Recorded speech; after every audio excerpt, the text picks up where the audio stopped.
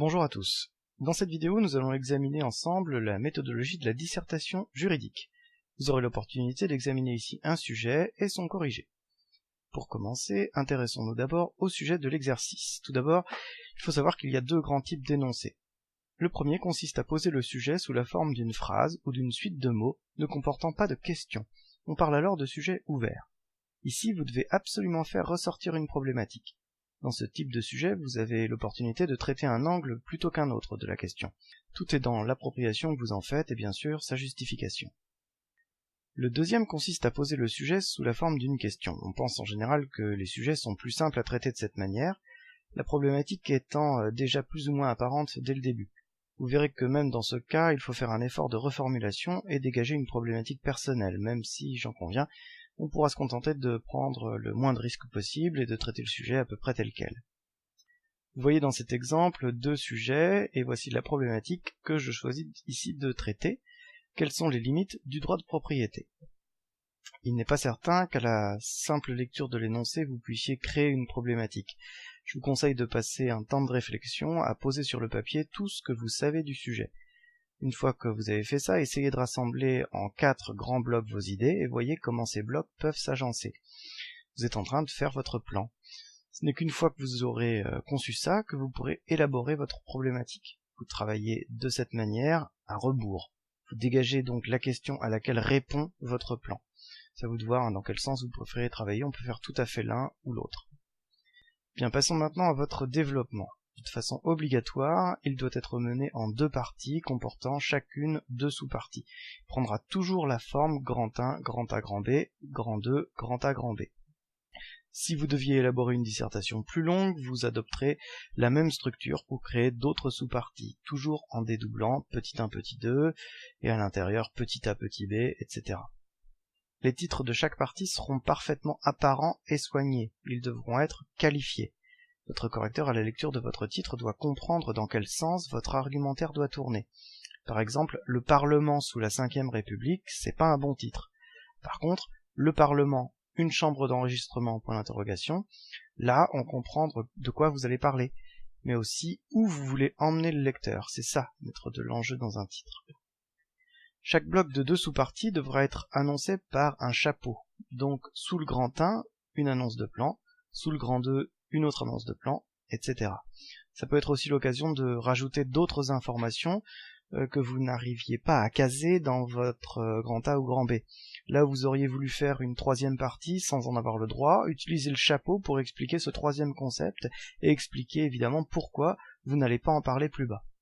N'oubliez pas non plus les transitions entre chacune des parties.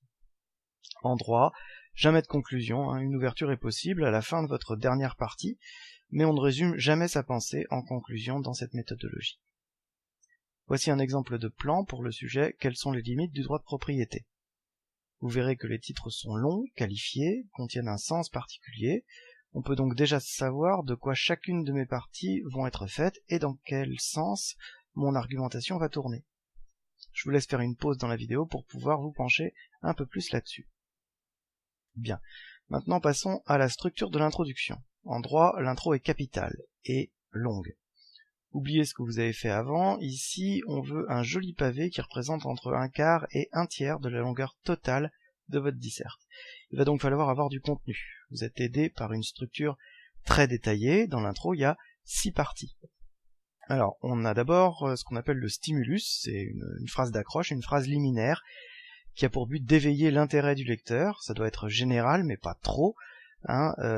Évitez les depuis que le monde est monde, depuis que l'homme a du poil aux pattes, tout ça, ça n'intéresse personne.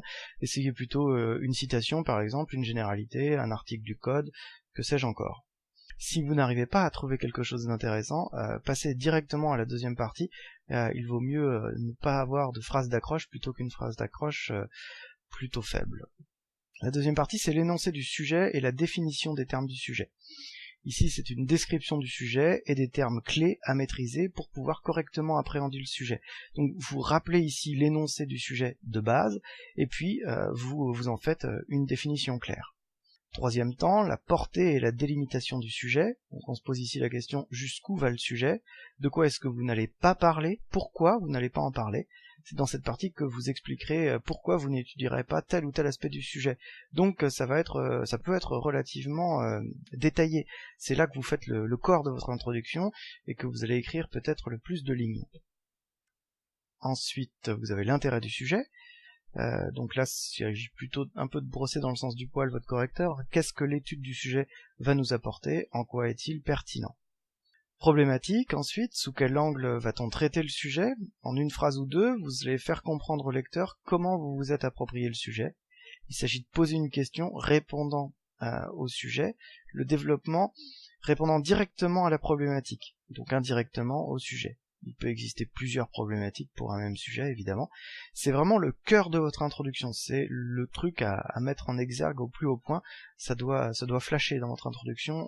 Si on la cherche, puisque votre correcteur va la chercher dès qu'il va lire votre introduction, on lit en général d'abord la problématique, il faut qu'il la trouve le plus vite possible. N'hésitez pas à sauter une ligne avant et après.